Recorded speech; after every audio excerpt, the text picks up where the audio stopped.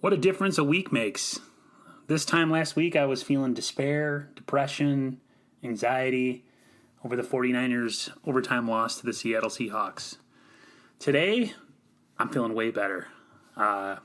Unbelievable, gutsy comeback in a 36-26 victory over the Arizona Cardinals. Tell you what, those Arizona Cardinals are going to be a problem for years to come. Kyler Murray, I mean, what can you say about him that it hasn't already been said? He is a hell of an athlete. That guy makes plays out of nothing. With some weapons behind him and some more talent on that team, they're going to be scary dangerous. And the NFC West is definitely going to be a formidable division with the Seattle Seahawks, the San Francisco 49ers, and the Rams. It's definitely going to be a challenge, which, if you want to win and be respected, you have it no other way than to be in a division that from top to bottom is a challenge. Yesterday's game was definitely, I feel like the Niners were asleep for about a quarter and a half. And it wasn't until the big Richie James screen pass that he almost took the distance where they finally seemed to wake up. 2 Ross Dudley touchdowns put them back in the game. And I'll tell you, this team is finding different ways to win. It seems like every week. Early in the season, they were dominating with their defense and their pass rush. Offense was kind of slow and behind.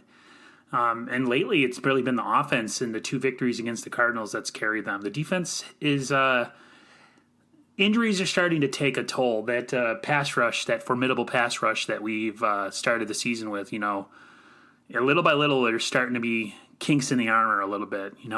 Losing Ronald Blair for the season. And now it looks like Dee Ford might have a significant hamstring injury. As of when I'm recording this, there hasn't been any MRI results or anything of the sort, so I'm not really sure, but definitely something to watch.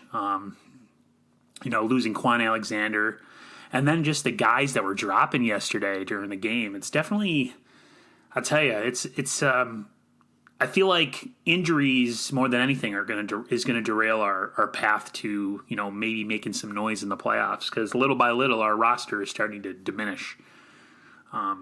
Offensively, though, Deebo Samuel really stepped up. These last 2 weeks, he's been on a tear, and it's nice to see the rookie finally start to make headway in the NFL.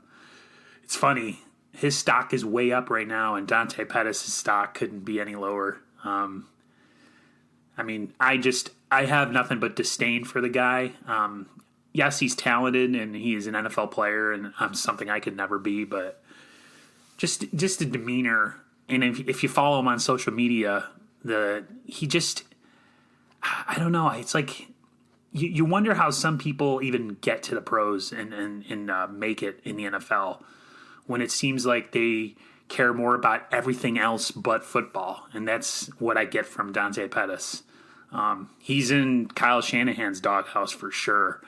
And, I had a Twitter interaction with him yesterday that kind of pretty much sums up what I think about him. But I could go on and on about him. I don't really have to. The coach has already made that decision for me, so not much more to talk about with him. Jimmy Garoppolo, yesterday, we saw the good and the bad of Jimmy. We seen throwing dimes Jimmy, making clutch throws, and then we see bonehead Jimmy making just ridiculous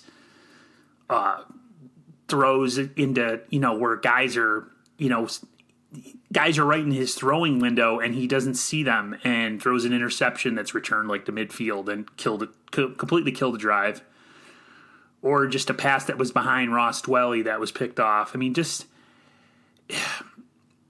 I think myself, we have to slow down a little bit, because I feel like because the Niners are so successful this year, we're already seeing this team as like a Super Bowl team or a playoff team, and maybe the Niners are playing above expectations right now. And what we're seeing from Jimmy is it should be expected because of the amount of experience that he has.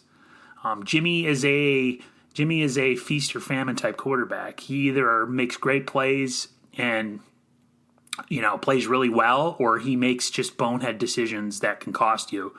And, this year so far, he's been bailed out by the defense in a lot of these games. But now with the defense kind of falling off a little bit with injuries and just being just really taxed during some games where they just look so exhausted, it's now up to the offense to kind of, carry them for a bit. And when Jimmy makes those kind of decisions and puts the Niners in a hole, that can affect them, especially against good teams.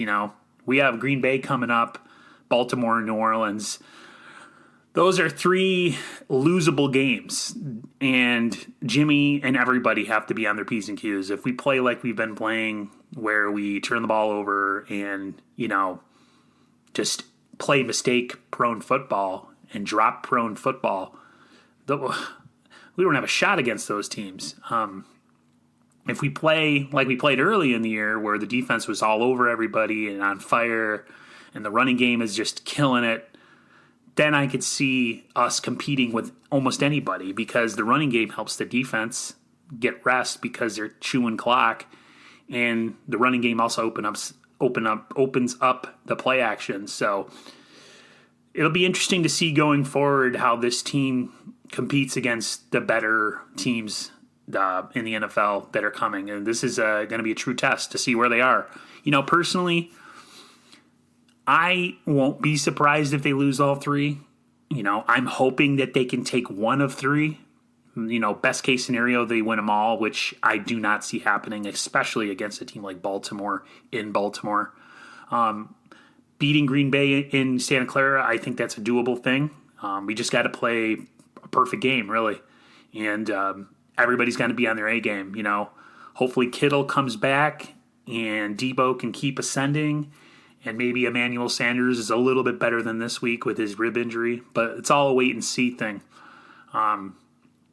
This is the stretch of the season that's going to make or break this team as far as, playoff, not any other way. But this team has to find a way to beat the good teams. They went to overtime with Seattle, and that was a game they should have won in regulation. But because of all the drops and all those things, and Jimmy's erratic play during some parts of the game, they lost that opportunity. So they have to make the best of it against teams that are as good or even better if they want to have a chance.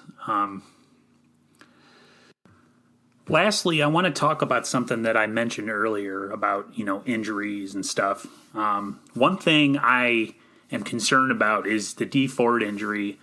The amount of money that they paid for this guy, and giving up a second-round draft pick, and seeing that he's really only played like spot duty this year, where he hasn't been in for, a majority of the snaps. He plays, certain passing situations, which don't get me wrong. I mean, he's played awesome and he's made impact, but I'm just curious because, the guy's been nicked up all year, and, now he might be gone for who knows how long with this latest injury. It's these injury-prone players that the Niners seem to have an obsession with, man.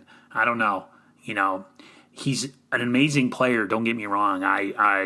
His talent is awesome, when he's on the field, and he's teaming with Nick Bosa. But now, possibly not having him, it just, I don't know, it just shines a light on this issue the Niners have with injured players and injury-prone players and drafting injury-prone players.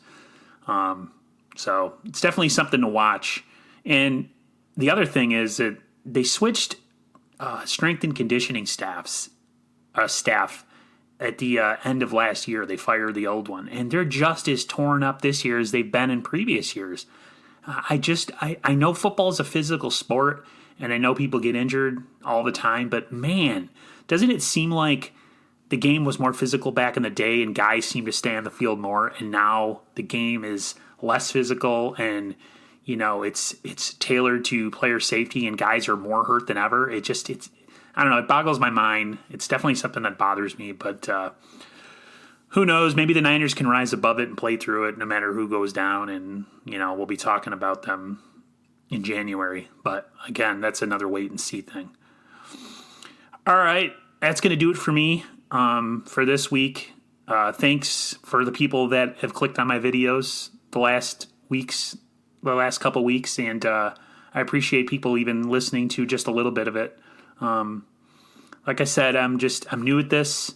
This is something fun for me. I don't claim to be anything other than just a fan that wants to talk about the Niners. I am totally down for anybody's feedback, negative or positive, doesn't matter to me. Drop a like, drop a subscribe if you think I'm someone you like listening to. If you'd like to join in with me and do like a roundtable thing, I'm down for that too. It's definitely something that I enjoy doing. I wish I could do this as a career. I love podcast and radio and all that stuff, but I'll take doing it just for fun on YouTube for now. So that's going to do it for me. Thanks for clicking on 49ers Quick Takes, and I'll talk to you guys again next week. Thanks.